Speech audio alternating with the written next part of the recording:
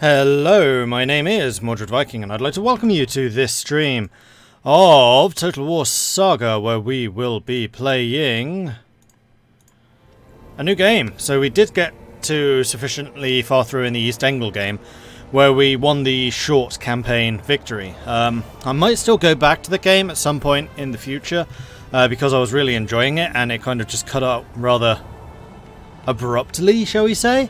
And also I kind of like the idea that we've changed from East Anglia into Danelaw now. It is actually a faction change, which comes with a couple of new bonuses, plus also the name. But a lot of people were asking about Wessex and the rise of Alfred the Great. So I decided that we're going to do a new game. I'm going to be playing as Wessex, and we're going to see exactly how this goes. We're going to be bumping this up to very hard. I'm almost tempted to do legendary. You know what? Because this one's considered easy and East Anglia was considered hard, we're going to play this on legendary. We're going to see what happens. So, after decades of Viking raids, the Wessex succession passed from brother to brother down to Alfred. His temperament, some say, was best suited to the life of piety and learning. However, having defeated the Vikings in battle, he now negotiated for a lasting peace. Unfortunately, the Vikings reneged, and their raids have since intensified, even driving the Wessex king from his capital for a while. Naturally, Alfred is preparing to fight back. So we have the Feared, who are part-time soldiers pledged to leave their farms for military service each year. We can recruit levy units based on the number of owned settlements. Isn't that true for everyone? Commander's aura are 25% larger for all characters, and we have +5 melee skill when defending for all armies, so we're going to be playing rather more defensively. We have the Witan, who are the Wessex special. The Anglo-Saxon National Assembly meets to discuss progress and make new proposals regarding Wessex's future. +5 experience for generals per turn, so our generals are going to be very high level, which is kind of awesome. I'm intrigued as to what that's going to mean. And then we have strong armoured sword and spear infantry, and then impressive late game cavalry. And we've seen how powerful cavalry in this game really can be, so it's going to be an interesting one. It's definitely going to be an interesting one. Plus, I really like the sword infantry in this, so I think that this might well be a very appealing faction for me. Alright, so Wessex does start with a bunch of vassals under them. We basically have the whole of the southern England. Although only the area in red is directly ours. Everything with the striped colour are our vassals. Then we have Mercia immediately above us. They're another powerful Anglo-Saxon nation. Then we have East Anglia over here, who we played as previously. We know that they're actually relatively easy to attack, so we might well be doing that. I love how I've changed my tone from cavalry is bad to they can become quite strong. Yeah, they can become quite strong. Scout cavalry I'm still a little on the fence about. They're squishy, but their charge is ridiculous. However, the Thane cavalry, as East Anglia had them, were actually quite good. And I'm kind of suspect, in fact I know, having fought mailed horsemen, that the Anglo-Saxon cavalry can get even better. I probably still won't use a lot of them because I'm still suck at microing cavalry. Long have the Vikings raided our lands, but nothing prepared us for their great army. For a decade we fought them, the tide of battle ebbing back and forth. Until finally they were defeated, and their great army fled our lands. Now, England lies divided. Its old political order washed away. Too long have we fought amongst ourselves. Now is the time to unite as England.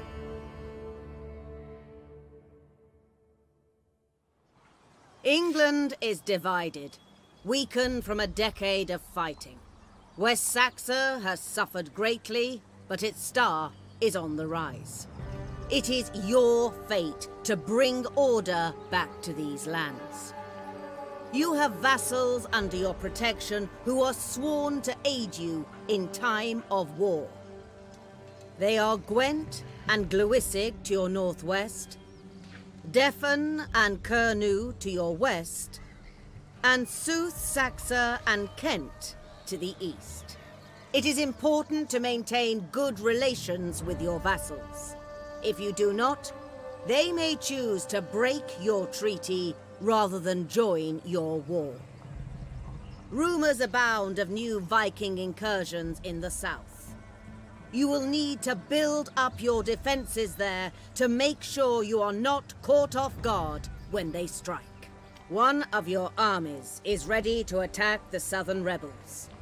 Dealing with this threat promptly will bring much needed stability to your lands. Mission issued. We should stabilize internally before we look beyond our borders. Prove your right to rule and eliminate the nearby rebels.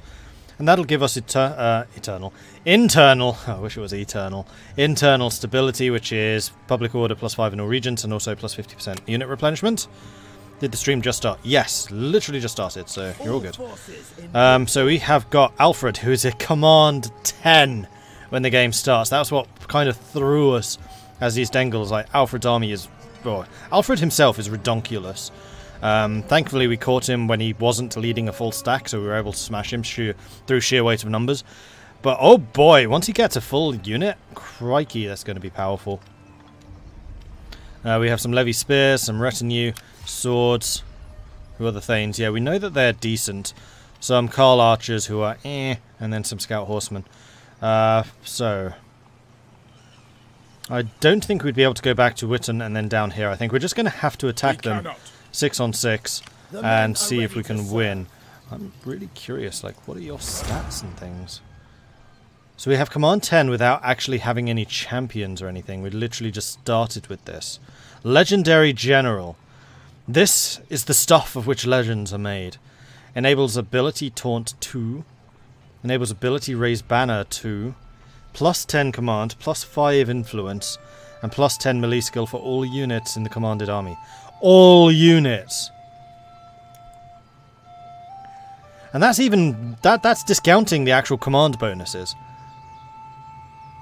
Which, by the way, are Metal, Rally 5, plus 100% bodyguard size for the commander's unit, enables night battles, and plus 5 unit morale when the general is alive.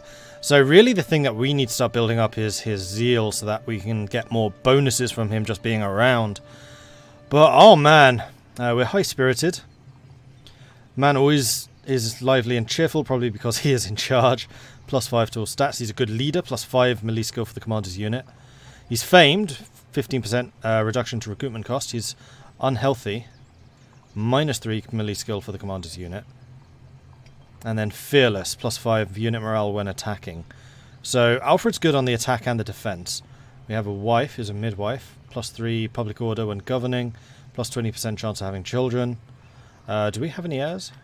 The men have trained for this. Oh no, we do, actually. Alright, so we actually have a fairly large family here, so succession is pretty well determined. We also have a spare daughter, whom I'm very tempted to try and marry off to Mercia. So if we go to diplomacy, we say, yo, Mercia, how about we arrange a marriage? To a beneficial meeting.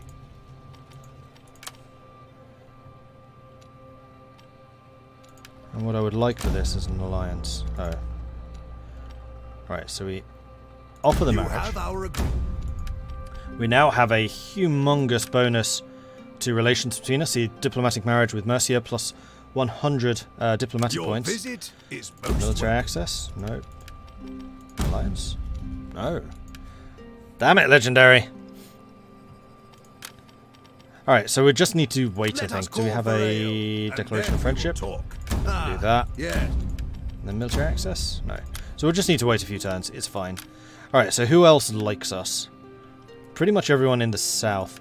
Now, is there any way of my diplomatically grabbing these guys? Not particularly, no. And Cornwall really dislikes us. Blimey. Hopefully that Cornwall event disappears over time. Alright, so I suspect that we need to go and do the first objective, and then we'll probably have a mission which will start allowing us to grab different units and things. Mercia was the historical choice too, I believe. Yeah, I mean, Mercia and Wessex are both the Anglo-Saxon kingdoms. Mercia is notably weaker than Wessex, or at least was in this period. Earlier on, Mercia was way stronger, but they kind of got screwed by all of the Viking attacks, while Wessex actually kind of held their own. So let's go and attack these guys. 50-50, they have a 0 command general. They have some spearmen, some axemen, some archers, and some scout horsemen. Okay. They have no reinforcements, so we're not going to do a night attack, plus we have archer superiority, so I'd kind of like to have the long range.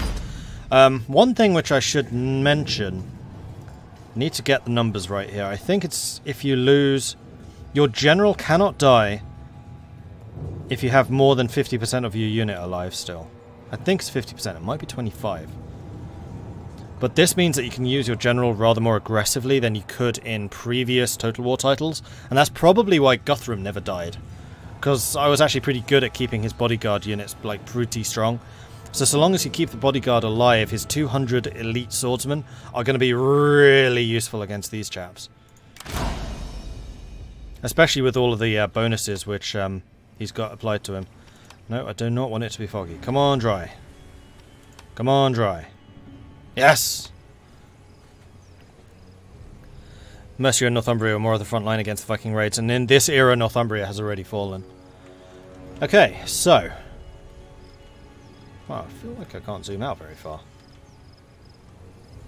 They've still not got rid of the stupid foliage system. Patch that, please. Alright, so they have the scout horsemen, so we're going to have our own horsemen out on the flank to counter that. And then we're going to have our archers.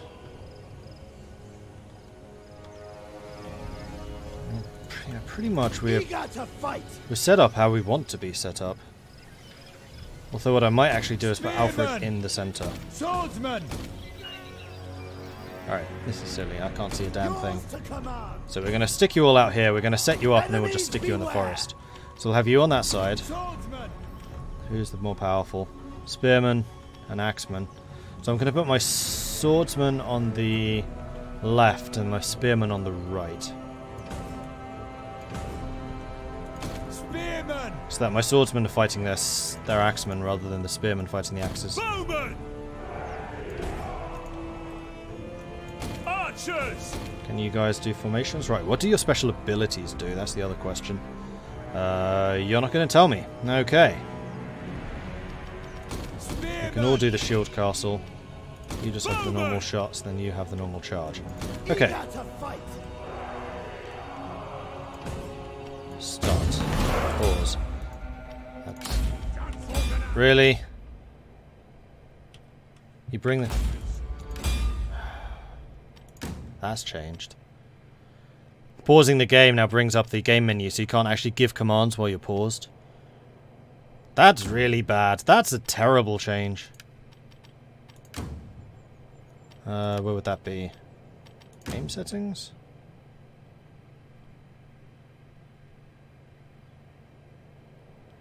I haven't actually played this game since it was released. So I am used to playing the pre-release version.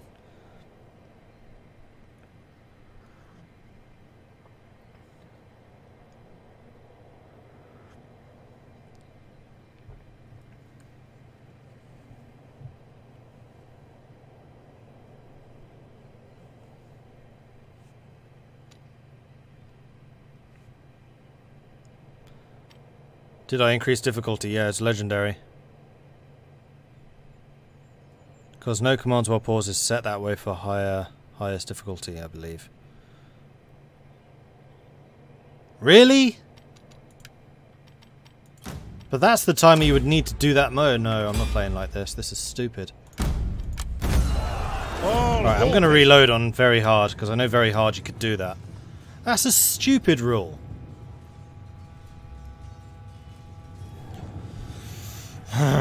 Sorry people, didn't know.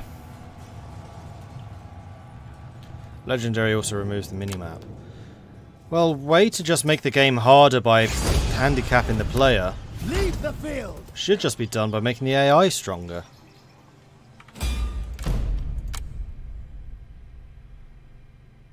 Well, shows you how often I've played Legendary then, doesn't it? New campaign. English. Wessex. Do not go on Legendary. Alright, does it say very hard here what that does? Oh well. Okay, so we're playing very hard then. Appreciate why they do it, but making the AI stronger in these games has always been hard work. Yeah, but there are other ways around it, like just giving the AI stat boosts, for example. Which sucks, but that's how I would have expected them to make it harder, rather than handicapping the player through UI penalties.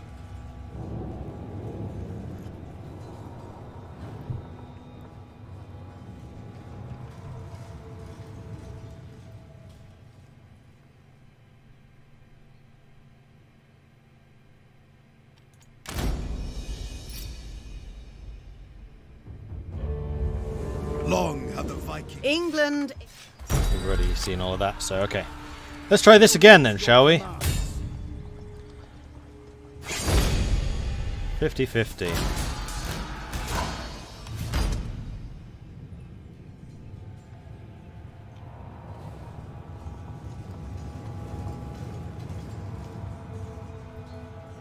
Do-do-do-do-do.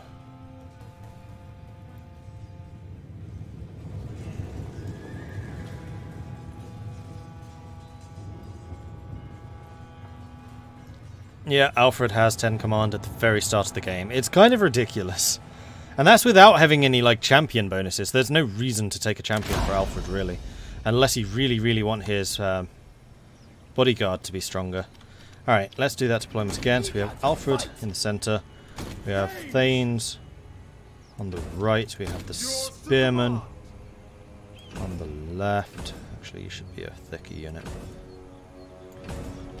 Horsemen on the right.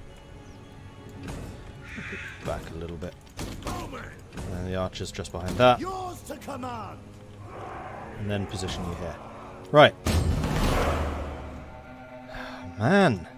Not being able to do this would be ridiculous. I mean, as a medieval commander, you could be expected... Okay, so military rules and strategy say that a good commander should be able to command 6 people and a great commander should be able to command 7. That basically is how hierarchies work. So I, as Alfred, would have an individual commander for each of these units who would then have some initiative on where to position these units. Now imagine this was a stack of 20. Micromanaging 20 units is physically impossible for a human to do, like, effectively. That's why you need the pause. Take the fight to them! Enemy sighted! Alright, let's get you a bit closer.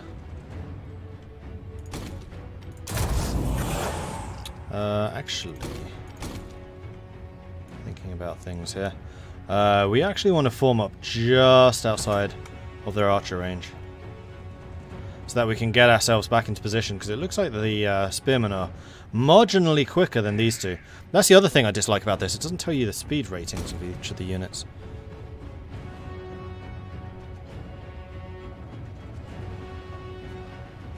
I would say they limit the pause in the amount of time so as to keep pressure up. Oh crap, maybe. Horsemen! Spearmen! Set for war! Our general is under attack! Darken the skies! Set for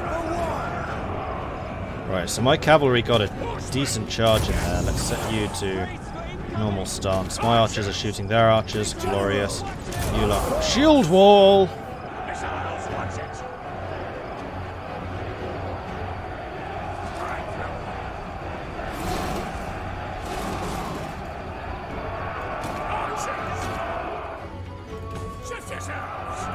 I don't want to let their spearmen catch me. And I should have done a countercharge there. Oh, in fact, I'm going to be able to flank their spearmen. Charge. Charge. Move up here and we'll get a flank going.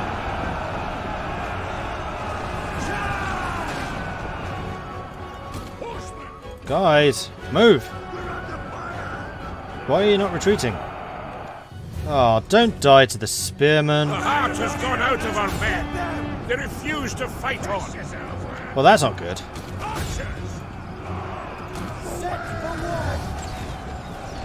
Right, so what do these do? Raise banner, plus 10 melee skill, plus 50% missile block chance. So does that compounded with the shield wall basically make you immune to archers? taunt, -9 morale, -30% accuracy. You don't frighten us, pig dogs. We'll split you in two and use your gizzards for a football. I don't know why Alfred suddenly got a French accent. I think it's the pig dogs thing. Metal. War makes resilience of spirit and strength of character see things through to the end. Plus 10% melee skill, plus 50% accuracy, plus 15% morale. And it is an AoE. This is a single target. Oh no, it is an AoE. My bad. Then raised banner is also an AoE. So we're just going to double down on all the things. Alright, let's move my archers. Ready!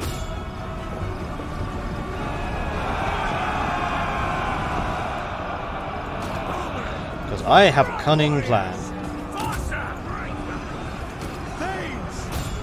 Alright, so their cavalry are running.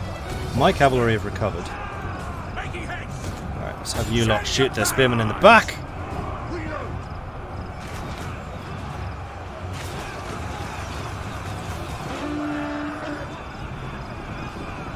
Their units are getting annihilated. Oh dear. Actually not necessarily bad. Especially if you run this way.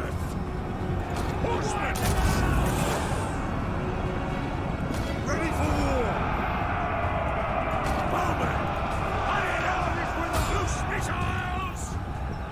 Alright, we got them. It's fine. Making haste! Alright, let's have you guys advancing on them. Alfred's routing those really quite easily. You hit them. Alright, let's put you... Because right now my spearmen are now tanking 3 of their units at once. I mean, we do have archers shooting into it, so we should be fine. Right, let's get the cavalry off.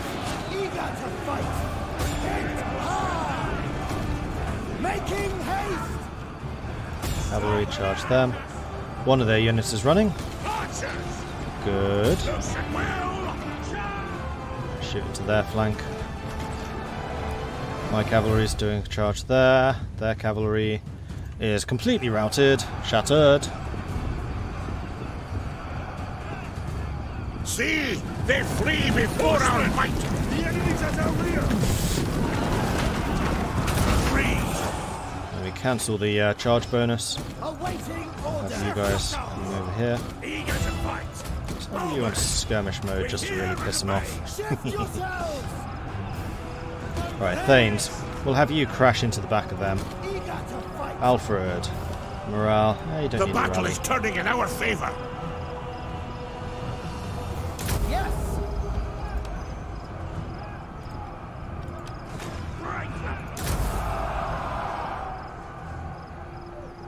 Get them! General!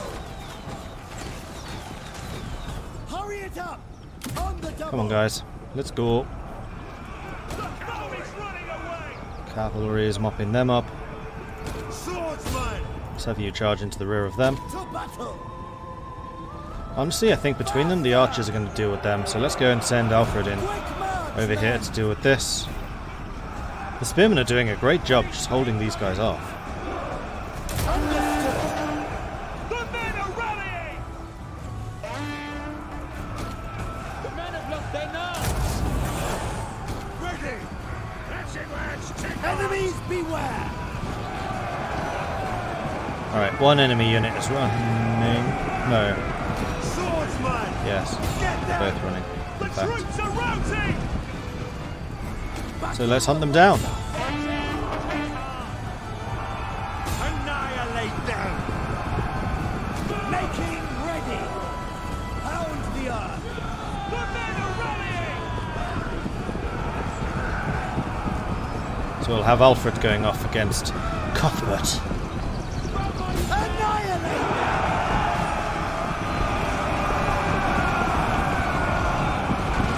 Hi, flank charge. Good. Right, archers, did you deal with their spearmen? Yeah, there's literally one guy left. Alright, over The here. enemy general is dead. That helps. So now we're just going to try and cut them down. Let's do that. So the cavalry should be dealing with those axemen. And did we kill their bodyguard? I think we did.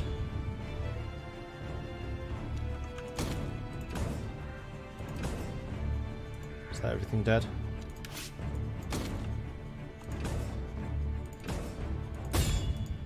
Pretty much. Good. Nice.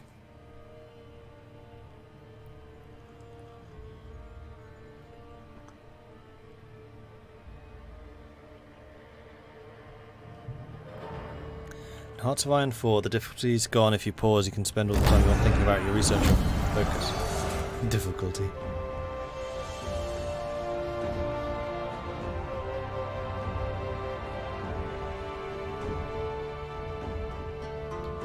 Yeah, like someone in chat said, it's almost like this is supposed to be an FPS or something where pausing is a penalty. I disagree with that. Alright, Decisive Victory. Glorious! The first of many, I am sure. They have 3 men survived. Oh dear. And Alfred is now a level 4 unit as well. He was only a level 0 when we started. So having the bodyguard training up is quite a good thing, because it means the bodyguards just get stronger and stronger and stronger and stronger. In fact, everyone did really well except for the archers. I'm surprised the archers got no experience. They got quite a few kills themselves. I'm going to take the money from this one. I don't really need the replenishment. Alright, so we've got that. We've stabilised internally. We will do our utmost. Oh, there's Stonehenge. So we're going to head back to this place. We are then also going to grab... I think we're going to start with the Quartermaster so we can get the extra movement speed, and then after the Quartermaster is done we'll probably switch to Bard. Or maybe Forager for the replenishment. Okay, good. So we have a minus 18 war fervor, which is pissing all of my people off. We have very good public order. Wow. That's kind of surprising, actually. We'll check through all of those in a moment. And we have 5,000 monies to spend and 3,000 a turn coming in. So why is it so positive? Plus 16. Oh, because you have since with... no, that's not doing it either. Why is your public order so high? Plus 12. Character plus 3. Does Alfred just give a plus 3 to everything? By any chance? No, but his wife does. Husband when governing. But he's not governing. So is it the governors? Wiglaf. Urban. Plus 2 in the local province. So Dorset's pretty good. Just plus 3 in the local province when governing. Not when governing, just in the local province. Plus 3. Bloody hell. Not only is Alfred amazing, but the people he surrounded himself with are as well. Then Doncaster. Same. This is ridiculous.